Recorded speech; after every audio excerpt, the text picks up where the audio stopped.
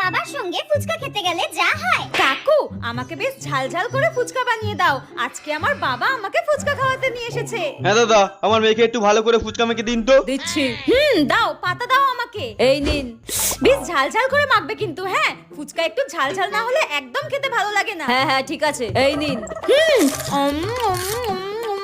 কি দারুণ হয়েছে, আজকে আমি মন ভরে ফুচকা খাবো। 10 টাকার ফুচকা হয়ে গেছে, আর দেবো নাকি?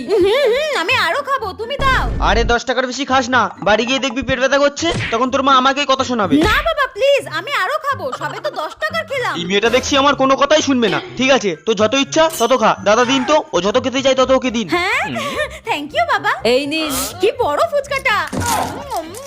খাচ্ছিস খা, বাড়ি থেকে যেন না দেখি পেটে ব্যথা করে ছটপট করছিস। আরে না না, কিছু হবে না, আমি তখন 100 টাকার ফুচকা খাবো। হ্যাঁ